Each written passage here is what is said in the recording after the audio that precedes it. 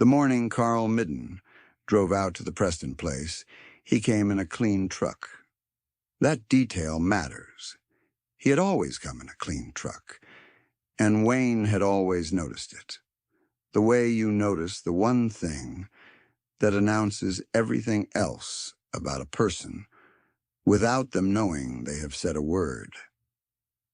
It was a Tuesday in late October of 2021, the kind of morning in Grafton, North Dakota, where the sky sits low and colorless and the ground has already made up its mind about winter. Carl pulled into the yard and sat for a moment before getting out, which was also something Wayne noticed. Boone got up from the porch step and walked to the edge of the gravel, not barking, just watching the way border collies watch things, with a steadiness that could be mistaken for disinterest if you did not know the breed. Wayne was standing near the east bin when Carl came around the truck. He did not wave. He waited, the way a man waits when he already knows approximately how a conversation is going to go and has no reason to rush it. Carl had a folder in one hand and his hat in the other, and the folder was not for Wayne. It was for a young couple named Petra and Sam Holtz, who farmed some ground 3 miles south and had reached out to Carl looking for guidance on their marketing plan.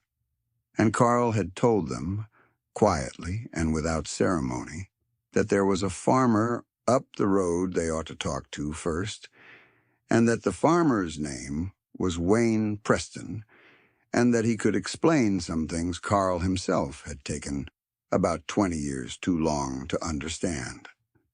But that part comes later.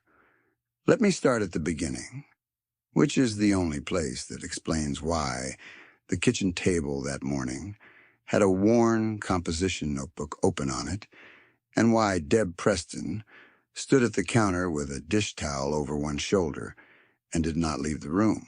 In the spring of 1998, Wayne Preston was 41 years old and had just inherited 640 acres of dry land grain ground from his mother, Ruth, who had died the previous December at the age of 69. The farm sat northwest of Grafton, Walsh County, in the flat northern reach of the Red River Valley, where the fields run long and the windbreaks are thin, and the sky is the most constant thing in a person's life. The ground was not spectacular. It was not river bottom, not irrigated, not the kind of acreage that drew land agents from the cities or got written up in the Extension Service newsletter. It was good workmanlike northern plains soil, tight in wet years and hard in dry ones, and Ruth had farmed it for 31 years with a patience that most people in the county admired without fully understanding. Wayne went to the co-op office in Grafton in May of that year to introduce himself to Carl Midden, who had been brokering grain contracts for Walsh County producers for about a decade. Carl was 44, trim and confident, and he wore a press shirt on weekdays without it looking like effort. He had a whiteboard in his office with futures prices written in green marker and a framed map of North Dakota wheat production regions on the wall. He shook Wayne's hand and offered coffee and leaned back in his chair in the way that people lean back when they already know what they are about to say. Wayne told Carl he had inherited 640 acres and was figuring out his marketing approach. He said he was planning to build on-farm storage and sell at his own timing rather than forward contract or use the elevator's basis contracts. He said his mother had kept a price journal since 1961, and he had studied it and believed there was a pattern worth understanding before he locked anything in. Carl set down his coffee cup. He said, "Wayne, you're leaving money on the table with that approach. Futures exist to manage risk, not avoid it. A man your age starting fresh, you want certainty. You want to know what you're going to get before you cut it." Wayne nodded once. He said, "I appreciate that." Then he drove home. He did not sign anything. He had not planned to. Now here is what Carl did not know, and what most people in town did not know either, because Wayne was not the kind of man who explained himself to rooms full of people who had not asked. He did not look like a man with a system. Yeah? He drove his mother's 1991 GMC half-ton, which had 180,000 miles on it, and a crack across the lower right corner of the windshield that he had fixed with a strip of clear packing tape. His barn coat was the color of old clay. His boots had been resoled twice. When he pulled into the co-op lot and climbed out, there were people there who looked at him and then looked away, the way you look away from something ordinary. What Wayne had was a composition notebook. Ruth Preston had started keeping her price journal in the spring of 1961, when Wayne was not yet born, in a 5-cent notebook she bought at the drugstore in Grafton. She recorded the price of number 2 hard red spring wheat at the elevator every week by hand, in a column along the left side of each page, and beside it she wrote the price she had been offered on forward contracts and what she had actually taken, and the difference. She did this for 26 years, through the Carter grain embargo, through the farm crisis, through the price swings of the early 80s, when plenty of Walsh County families lost ground they had held for 2 generations. What the journal showed, if you sat down and read it the way Wayne had read it, at the kitchen table when he was 9 years old, and then again when he was 12, and again when he was a teenager helping his mother haul grain to town, was that the elevator's basis, and the forward contract prices were almost always built to favor the buyer. Not dishonestly, not through malice, just through the structure of the thing, the way that any contract made in advance of a volatile event has to price in the seller's uncertainty in order to be worth making to the buyer. The price you locked in was the price they were willing to pay. It was rarely the price the grain was worth, when it was worth the most. Ruth had written one line at the top of the first journal page, in pencil, which had not faded because pencil, properly applied, does not fade. She had written, "Patience is the only storage that doesn't cost rent." Wayne had that sentence in his head when he drove out of the co-op lot in May of 1998, and he would have it in his head for the next 23 years. He spent the summer of 1998 drawing up plans for on-farm grain storage. By the fall of 2000, he had put up enough bin capacity to hold 50,000 bushels, a combination of 2 30,000-bushel bins and 2 smaller bins he converted from the old granary footprint on the property's northwest corner. The steel cost him about $64,000 in materials and hired labor, and he financed it on a short operating line at his ag lender. He had also inherited Ruth's operating note of around $87,000, which he had taken on without complaint, and started paying down immediately. His total debt at the end of 2000 sat at just over $151,000, which he tracked in a ledger of his own on the same table where his mother had kept hers. He grew wheat and canola on rotation. He stored the crop, watched the price journal he had continued in his mother's notebook, studied the basis at the Grafton elevator and at 2 others within 30 miles, and sold when he judged the price was near enough to write. He did not always time it perfectly. Nobody does. What he did was avoid selling into the harvest glut depressions that came almost every September and October when every farmer in the county was trying to move grain at the same time, and the elevator had leverage and used it. He sold in January and February and March when the bins were cold and the elevator needed volume, and the price was 3 to 6 cents better per bushel than it had been in October. Over time, that differential was not glamorous, but it was real and it was his. Lyle Preston, Wayne's younger brother by 3 years, had taken a different path. Lyle had bought 160 acres of his own south of town in 1996 and farmed it with ambitions that exceeded the ground, which is a common condition in grain country when prices look promising and a broker is willing to sit across the table from you and talk about certainty. Lyle liked Carl. He went to the co-op office regularly and came home with a forward contract sheet and the specific satisfaction of a man who believes he has eliminated risk through planning. He locked in canola at $9.10 a bushel in the late summer of 2006 for the following year's harvest. At the time, that was a solid price, better than the previous 2 years, and Carl told him it was a smart move. What Carl did not tell him, because nobody reliably knows this in advance, was that the commodity markets in 2007 were about to do something unusual. Canola ran. By late 2007 and early 2008, the price on canola had climbed to $13.20 a bushel. Wayne, who had 3 full bins of canola from the 2006 growing season sitting in storage, sold his entire position across 3 separate sales between October of 2007 and January of 2008 at prices averaging $8.40 per bushel on the wheat side and north of $12 on the canola. He had timed it well enough that the total grain revenue from those 2 years was the largest he had ever pulled from the farm. It was not luck exactly. The journal had shown him 8 price cycles across 40 years, and the pattern of sustained run-up following years of subdued basis was something Ruth had annotated in her own hand in 1974 and again in 1983.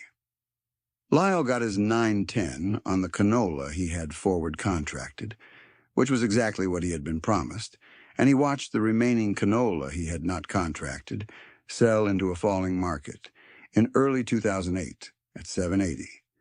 Because the spike had already moved through by the time his uncontracted volume was ready to move. He called Wayne that February and did not say much. Wayne did not offer a lecture. He asked if Lyle wanted to come for supper, and Lyle said, maybe next week, and they left it there. Now let me tell you about the County Farm Bureau meeting in the spring of 2012, because that is the moment the people who were in the room still talked about 7 years later. By 2012, Wayne had paid off his operating line entirely, clearing the last of the $187,000 he had carried since acquiring the farm. And in April of that year, he drove to a Farm Bureau meeting in Grafton, where Carl was presenting to about 30 producers on the value of modern hedging strategies and basis contracts in an era of increased commodity volatility. Carl had slides. He had a projector, and the projector threw numbers on a screen at the front of the Massey Hall banquet room that looked, in the way projector numbers always look, more authoritative than numbers written in a notebook. About halfway through the presentation, Carl was making the point that storing grain on farm without a corresponding futures hedge was, in his words, a way to feel independent while the market picks your pocket. And he looked out at the room the way presenters look at rooms when they are looking for a specific face to address. And he found Wayne's face, and he said, I think Wayne Preston can tell you that holding unhedged grain in a bin is a form of hope, and hope is not a marketing strategy. The room turned. About 25 of the 30 people in that room knew Wayne. Some of them had borrowed equipment from him. One of them had leased his header during a breakdown in 2009. They turned and looked at him the way people look when they are waiting to see if the person addressed is going to answer. Wayne sat with his coffee cup in both hands and looked at Carl for a moment. Then he said, My mother kept every price she ever took or passed on for 26 years. I've kept it for 14. It's a pretty good strategy. He did not say anything else. The room held for a second, and then Carl moved to his next slide. A man named Gus Tabor, who sat 2 chairs down from Wayne, leaned over afterward and said, "That was pretty calm for a man who just got called out in front of 30 people. Wayne said, "He wasn't wrong about Hope. I just have better records than Hope." Gus laughed. He would repeat that line at the co-op counter every few months for the next decade, which meant it got around.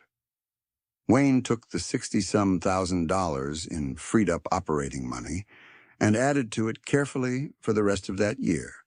And in November of 2012, he bought the adjacent 160 acres to the east of his original ground from the Decker estate for $224,000 cash. It was priced below what similar ground was bringing by then because the estate was motivated and Wayne was present and he did not require financing, which made the deal close in 11 days. He walked that ground in early December in a thin coat of snow, just he and Boone, who had joined the farm as an 8-week-old pup in 2010, and by now had learned that following Wayne on foot was a serious occupation that required attention.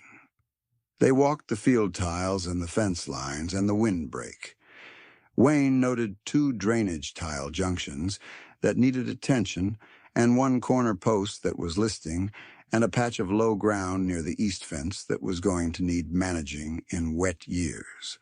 He wrote all of it in the back pages of Ruth's journal, in a section he had started using for farm maintenance notes, because the notebook had space, and he was not going to start a new one for something that fit in the existing one.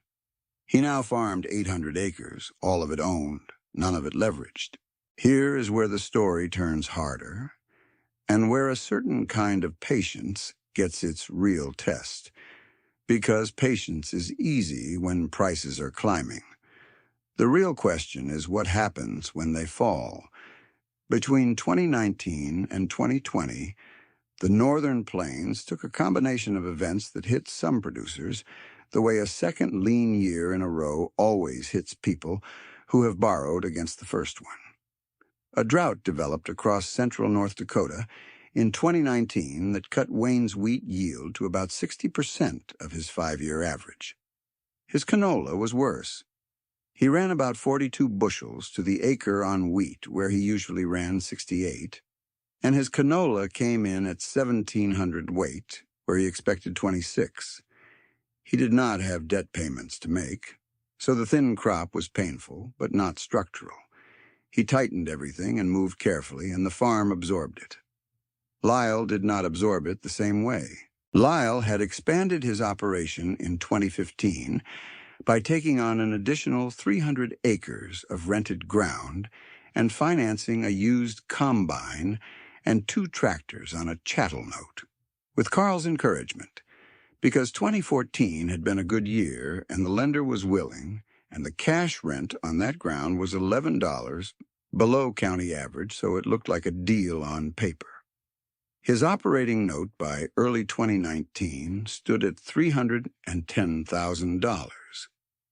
When the drought cut his yields and the commodity price on canola softened in 2020, due to trade disruptions that had nothing to do with his field and everything to do with markets he could not see from his tractor, his lender called his operating note, not the whole $310,000 at once, but a demand for partial payment that required Lyle to sell grain at prices that made the selling feel like bleeding.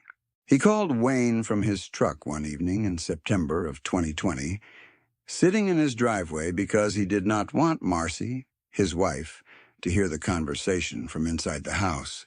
He said, "I think I'm going to lose the rented ground." Wayne said, "The rented ground you can replace. The owned ground is what matters." Lyle said, "Nam, I know that now." There was quiet on the line for a moment. Then Lyle said, "Mom's journal. You still have it?" Wayne said, "Same shelf." Lyle did not say anything else for a few seconds. "I should have read it more," he said, and his voice was the voice of a man who was choosing the shorter sentence, because the longer one is too much. "Come for supper this week," Wayne said. "Bring Marcy." Carl's situation in that same period was quieter and more institutional, but not less consequential. His book of business in Walsh County had, over the years, become concentrated in producers who had followed his advice to hedge aggressively and carry their expansions on operating debt. The hedging itself was not the failure. It was the combination of hedging costs plus the underlying debt structure that put people in a position where a single bad yield year required margin calls or loan demands they were not equipped to meet without selling assets at bad prices. Carl had a good reputation, and he had not been dishonest with anyone. He had been confident, which is not the same thing, but can do similar damage if the confidence is pointed in the wrong direction for long enough. By the fall of 2020, he had watched 4 clients in Walsh County either sell equipment they needed or restructure notes they had expected to hold for 2 more years. A 5th client, Gus Tabor's son-in-law, had decided to cash rent his ground and move his family to Fargo for work, which was the kind of decision that tends to be permanent. Carl drove home that evening and sat in his truck in his own driveway for a while, which Deb Preston would have recognized as a particular kind of private accounting that men in certain occupations do when the numbers have stopped adding up the way they used to. He thought about Wayne Preston more than once that fall. He thought about the Farm Bureau presentation in 2012 and about the line Gus Tabor had repeated at the co-op counter for years. He thought about the patience is storage sentence that had gotten back to him through enough people that he knew it came from somewhere older than Wayne. In the spring of 2021, he got a call from Petra Holtz, who farmed with her husband Sam about 3 miles south of the Preston place on 240 acres they were buying on contract from her uncle. Petra was 29 and had grown up on a dryland wheat farm in McHenry County and had come to Walsh County when she married Sam, who was from here. She had read about on-farm storage strategies in a university extension bulletin and wanted to talk about whether it made sense for their operation. She had also, she told Carl, driven past the Preston bins more than once and wondered what the story was. Carl told her the story as honestly as he could, which took some doing. Then he told her she should hear it from Wayne directly. He offered to drive out with her, and when she agreed, he called Wayne. Wayne said they were welcome to come Tuesday morning. That Tuesday, Boone was at the edge of the gravel when Carl's truck pulled in, steady and watching. Wayne came around from the east bin with his jacket open despite the cold, the way farmers move in October when they have been working, and the cold has not caught up to them yet. They went inside. Deb had coffee on the table before anyone sat down, and she stayed in the kitchen, which meant she was present and paying attention without it being her scene to run. Petra sat across from Wayne, and Sam sat beside her. And Carl sat at the end of the table nearest the door the way a man sits when he is not sure how long he will be welcome. Wayne went to the shelf beside the back window and came back with the composition notebook. He set it on the table between them. The cover was dark green, the original color Ruth had chosen, with a water ring on the bottom right corner from a coffee cup placed there in approximately 1972 and never cleaned off. The pages along the edges were the color of old newspaper. He opened it to the first page and set it in front of Petra. She read the line at the top. Patience is the only storage that doesn't cost rent.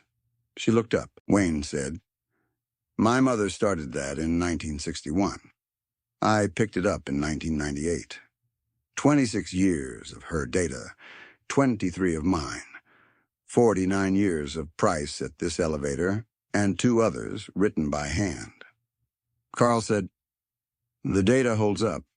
I've looked at similar basis records going back to the late 70s. The pattern Wayne's been working from is real. Wayne looked at Carl for a moment. Carl held his gaze, and there was something in Carl's face that was quieter than it had been in 2012. A recalibration that had not come quickly or comfortably, but had come. Wayne said, "What you need to know is that the journal isn't magic. It's just time written down. You can't buy what it shows you. You have to collect it yourself, your own ground, your own elevator, your own years." Petra said, "But you can start." Wayne said, "You already started when you drove in this morning." He turned to the pages from 2006 and 2007 and showed her the columns where the forward contract offers were recorded beside the prices he had eventually taken, and the difference, which in that particular run came to slightly more than $3 per bushel of canola across a position he had held for 14 months. He showed her the drought year entries. 2019 and 2020, where the column that would have been margin calls and loan demand notices was blank because there were no forward contracts to margin and no operating debt to service. He showed her Ruth's original handwriting and his own, which was slightly smaller and more cramped, and the place in the journal where his script had replaced hers without any gap in the weekly recording. Deb poured a second round of coffee without being asked. She set the pot back on the burner and stood at the counter with her arms crossed loosely and the dish towel over one shoulder, watching the table. Carl opened his folder. Inside it was not a contract or proposal. It was a copy of the extension bulletin Petra had referenced, annotated in Carl's own handwriting with 3 sections circled, and beside each circle a note that read, "Wayne does this," or "Wayne did this differently," or "Ask Wayne about this." He set it in front of Sam, who had not said much, but had been reading every page Wayne turned to with the focused attention of someone who intends to use what he is learning. Carl said, "I've been recommending hedging strategies to producers in this county for 25 years. I think most of what I recommended was reasonable inside the system I was working in. I also think I did not spend enough time asking whether the system was the only one available." He said it plainly, not as a prepared speech, and the plainness of it was what made it land. Wayne did not say anything for a moment. He turned 2 pages in the notebook and found a column from 1974 in his mother's handwriting, next to a margin note that said, "Elevator basis, June, minus 34 cents, offered +2 on forward." He turned the notebook so Carl could read it. He said, "She figured it out in 1974. I don't think you're slow." Carl looked at the notebook for a moment and then nodded once. Before they left, Wayne made an offer to Petra and Sam that he had been considering since the previous spring. He told them he had 800 acres and no sons or daughters interested in farming it, and that Deb and he had talked about what the land should do after them. He said he was willing to lease them 320 acres of his ground at $42 per acre per year, which was $19 below the county average of 61, and that the lease would carry a first option to purchase at $1,680 per acre, which was $420 below the current appraised value. The condition was that they keep their own price journal, starting this week, and that they farm the ground with the same rotation he had been using. Petra looked at Sam. Sam said, "That's below market." Wayne said, "Your uncle gave you a contract deal below market when you started. Land has a way of moving between people who use it and people who need it if you don't get greedy about the transfer." Sam said, "We'd want to earn the right kind of way." Wayne said, "You'll earn it. That's why the option exists." They left a little after 11. Carl stopped at the truck door and looked back across the yard at Wayne, who was standing where Boone had come back to stand beside him, the dog's shoulder against Wayne's knee. Carl said, "I've been calling what you do stubborn for a long time." Wayne said, "My mother called it patient." Carl nodded. He got in his truck and backed out of the yard and drove south on the county road. And Wayne watched the truck until it was past the tree line and then turned back toward the east bin, because there was work to do and the bins needed checking before the temperature dropped further. In the weeks that followed, Petra and Sam started their own price journal. It was a 5-subject spiral notebook from the hardware store in Grafton because they could not find a plain composition book, and Petra wrote the first entry in November of 2021 with a blue pen at her own kitchen table. HRSW. Grafton Elevator, November 3rd, 2021, posted price $8.12, basis minus 48 cents, forward offer for a March delivery $8.55. She left a line at the top of the first page, blank for a while, thinking about what sentence belonged there, and then she wrote, "We started this because someone thought we could." Wayne signed the lease with them in January of 2022. He drove to their farm to sign it, in the same GMC half-ton, that was now a 2004 model with 211,000 miles on it, and a rear bumper held at the left corner with a length of heavy wire. He was 64 years old, and he did not apologize for the truck.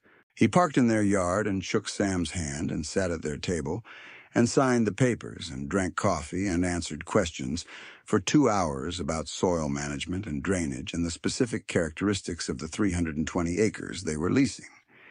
Lyle came for supper in October of 2021, as he had promised. He and Marcy drove up on a Friday evening, and the 4 of them sat at the kitchen table until past 9 o'clock, which is late for people who get up at 5. Lyle had survived the operating note demand by selling the rented combine and renegotiating his note down. And he was farming fewer acres now, but farming them without the weight that had been on him since 2015. He had lost some ground, not the owned acres, but the expansion he had borrowed toward. And the losing had clarified something for him that the gaining never had. He asked Wayne to see the journal. Wayne got it from the shelf and set it on the table, and Lyle opened it and read his mother's handwriting for a while, without saying anything. Marcy and Deb talked about something else at the other end of the table, giving the brothers the distance you give people when they are doing something that is not a conversation. Lyle said, "She never told me about this." Wayne said, "She told me because I asked. You were more interested in the tractor." Lyle said, "You're probably right." He turned the pages carefully, reading the columns. 49 years. 49 years, Wayne said. She built the argument. I just kept filing evidence. Lyle closed the journal gently. The way you close something you understand, you have not earned the right to hold very long.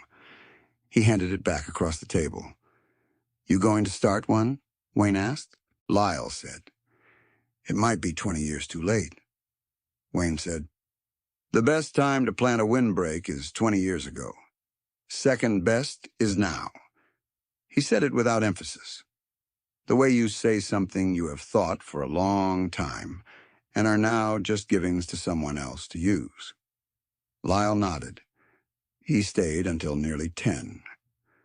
The winter of 2021 and the early months of 2022 were quiet on the Preston farm, in the way that winters are supposed to be quiet, which is to say there was work every day, but the work had a rhythm to it, and the rhythm did not require any decisions that could not wait. Wayne checked the bins twice a day, monitored the temperature cables, kept the driveway clear, and in the evenings sat at the kitchen table with the price columns in the newspaper and the running notes he made in the back pages of Ruth's journal. Deb kept the household accounts in a separate ledger she had maintained since they married in 1985, and on Friday evenings she and Wayne would go through both ledgers at the same table, which is a practice that requires trust and produces a particular kind of marital clarity that is hard to describe but easy to recognize in a household that has it. The farm was paid. The storage held 50,000 bushels. The land was 800 acres of owned, maintained, productive ground. The operating line had been at zero since 2012. There was a CD at the First National in Grafton, with an amount on it that Wayne had not told anyone except Deb and his accountant, because the amount was not something he wanted to become a topic of conversation. But the amount was real, and the years it represented were real, and the discipline behind it was real, and it had all started, to the extent that anything has a starting point, with a sentence written in pencil in a 5-cent notebook in the spring of 1961 by a woman who understood something about timing that no projector or whiteboard had ever improved upon. Some years cost more than they yield. Wayne knew that too, and he would have said it plainly to anyone who asked. There were years when the careful approach and the patience and the storage meant watching grain prices run another $2 past where he had sold, and those years had their own particular ache. There were years when Lyle's forward contracts had paid him better than Wayne's timing, and Wayne had not pretended otherwise. Patience is not a guarantee. It is a posture. It is the decision to face the same direction for long enough that the wind eventually comes from that direction and helps you. But here is the plain result, and Wayne would have stated it in the same flat tone in which he stated everything. He had farmed 800 acres for 23 years without carrying debt, past the 4th year of operation.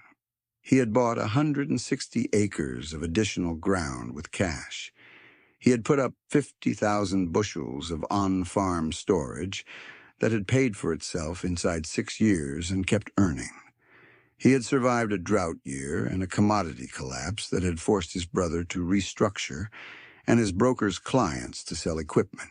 He was 64 years old in good health, and the land he farmed was in better condition than it had been when he inherited it, which is the only true measure of whether a person has used a piece of ground well. That is not nothing. It is, in fact, the thing that all the projectors and the green marker futures prices and the basis contracts and the hedging strategies had been trying to produce in other people for 25 years. And the difference is that it actually happened. In the spring of 2022, Petra and Sam planted their first crop on the leased ground. They used Wayne's rotation, hard red spring wheat followed by canola, on a 2-year cycle, with some winter rye cover where the drainage permitted. Sam called Wayne in May when one of the field tiles backed up on the low east corner. The same corner Wayne had noted on his December 2012 walk, and Wayne drove over with a tile spade, and they worked the problem together for 3 hours in mud up to their bootlaces, Boone moving around the perimeter of the flooded corner with his usual professional interest. Sam said at one point, "How long has that tile been a problem?" Wayne said, "Since at least 1974. My mother noted it." Sam looked at him for a moment, up to his forearms in cold mud. "She wrote it down. She wrote everything down," Wayne said. The tile drained. They drove back to the Holtz place and drank coffee on the porch, and Petra brought out the spiral notebook and showed Wayne the entries she had made since November. He read them the way he had watched his mother read them, with a particular quality of attention that is not looking for a specific answer, but is simply keeping company with the data, letting the pattern develop at its own pace. He handed the notebook back to her without commenting, because there was not enough data yet to say anything useful, and saying something not useful would have been a disservice. Boone rode home in the cab with the heater going and his head on Wayne's thigh, which was a liberty he took on cold days and which Wayne permitted. By the fall of 2022, the farm had a particular settled quality to it that is difficult to manufacture and nearly impossible to rush. The bins were full. The fields had been harvested clean. The 2004 GMC was in the yard with frost on its hood and a new set of tires that Wayne had bought in August because the old ones had been asking for replacements in spring, and he had finally gotten around to it. The tractor in the shed was a 1993 model that he had maintained so carefully that it started every morning without hesitation, which is all you can ask of a machine that is nearly 30 years old. Ruth's journal was on the shelf beside the back window where it had been since 1998, when Wayne carried it in from her house after the estate settled. The cover had gotten a little more worn since then. The green faded at the spine where he had handled it most often. The pencil entry on the first page was still perfectly legible. Boone was 12 by that fall, which is old for a border collie who has worked as hard as Boone had worked. And he moved more slowly from the porch to the barn than he once had, though he still insisted on making the trip. On cold mornings, he waited until Wayne had the truck running before coming off the porch step, and Wayne had learned to give him the extra minute. That October evening, Wayne sat at the kitchen table with the newspaper's commodity page and the notebook open and a cup of coffee going cool beside him. Deb had gone to bed. Boone had come in from the porch and arranged himself near the baseboard heat beside the back door, which was his cold-weather location of choice. The kitchen was the same kitchen it had been when Ruth lived here, the same pale yellow walls and the same linoleum, and the same light over the table that threw a warm circle exactly large enough for the work Wayne needed it for. He wrote the price entry for the week, canola and wheat and flax, and the basis and the forward offer from the elevator, and the difference, the way he had done this every week for 23 years and the way his mother had done it for 26 before him. He wrote the date at the top of the column in his small, cramped hand. Then he closed the notebook and set it to the side and finished his coffee. Outside, the yard light held the frost off the equipment, and the bins stood dark and full, and the county road was empty in both directions all the way to town.